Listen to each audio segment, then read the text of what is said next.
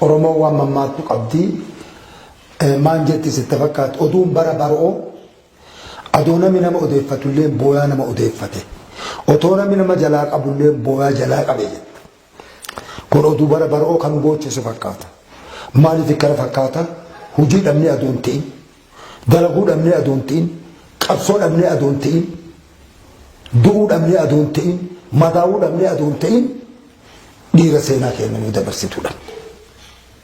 Wanni nuti illee numatti deebitu waraana samaa'ii keessa ol darbanii gadi buuna abbaa suuqii seenaa jechuun nu seenti jechuudha. Guyyaan har'aa kan sanbata guddaa kuniin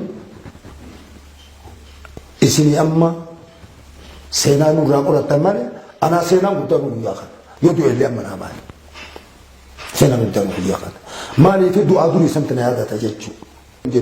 Kanaafuu har'a immoo guyyaa kana asii boonnee asii dubbannee mootummaallee nuu dhagee addunyaallee nuu dhageette qilleensa gubbaan nu ooluun isi warri sagantaa simbiraa kunin galatoomaa jedha ulfaadhaa jedha wanni feetee obu aduu amma kallacha kana keessa dhabanii si jeessan jedhan dhuga irraan godhu tiyya kana galatoomaa. Kaleessa bara mootummaa dargiitiif akkasumas immoo bara mootummaa wayyaaneellee uummanni keenya akkuma dhumaatu itti. Fakkeenyaaf uummanni Wallaggaa, uummanni Gujii akkasumas mallee uummanni Walloo, uummanni Booranaa gammaa uummanni poostii jala jira. Hin socho'u, hin qotatu, hin bocatu. Bara biyyaaf badhaadhaa, bara biyyaaf gammachuu isaanii gadda. Lakkoofsa kanuma yaanta kun nama malee kuntaalaa nama 700 jechuun lubbuu namaati. Barri kun ammoo uummatni 700 kun bara mootummaa amma keessa jiru kana. Ka dargiilee wati, ka wayyaanillee wati. Maka mootummaa Oromoo bulaa jiru jennutti namni 700 uummatu jechuun maal fakkaatamee kallattii kamiin ilaaluu dandeenya waan kana jijjiirama biyyaa baanaan kun jira uummata hojiitiif uummata mammakaa Walloo Wallagga keessa Hayilees yaanu Booranaa keessa jijjiirama baanaan kun jira. Rakkoon akkanaa tuniin tokko rakkoon tuniin Gujii keessa jirti lama rakkoon tuniin Boorana keessa sadi ammallee rakkoon tun karaa Wallaggaa kana jirti. Nuti ammoo gara akka Gujiitiif akka Booranaa kanatti komiin kennaman والله أكمل كان ركون أما اللي أرمك يستطيع ما كبوجيتي فك بورانا كانت أكا بدينا بوجي بيا كانت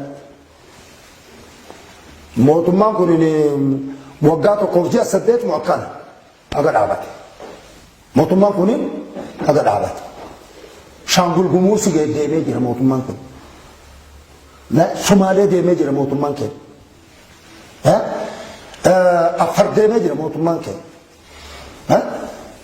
أكثر ما أنا ملء موتمان ولا أكثر سرنا ما ينكم. هذا أمّن كه أرمى بدكان موتمان نور الآبته جزيته. نما دوما تكون نما مو إنك أنت بلوك أنا ومو إني نام. أنا أنت جيك موزايت جيك مو إني نام. جيك نامات كذا نور الآبته من بيتنا. كوميتين نقول. هم كوميتين نا كوميتين نا كوميتين.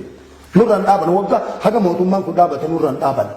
شمالس أبو شمالس أديس أبوياتك يا بعد لو كذبوا أدولان متفق أدولان محاسسة وأولين دبنين كمنا وأول تدامنين كمنا وان كل جي برستي أدولافا ولا قدامتي وأولين ناس من كمنا خنا جيرا إسا أبوياتك نور ربي ما لنا متوقع خلوا لا لده كنجر وان تيف برتة كدور دبر راكمي كمنا أربعة جمو كمي وان جران تكبيت كمي وان جران سونيني همي ورا همنا ورا بيا إلى فتاجر لايت همنا ورا بيا إلى فتاجر كناف موتمان أكو ميديا كان ربي مدبر سيف أرجل هل كان يقول يا ركان ورا ركوت يتكلم بافة كجد فدا كذا بريفي كن أدو حالون تين كاب صفات يا جتي سجد شوف أكبيتنو كنا جلال وأنا إذا دبرت نجافة توقفت نجافة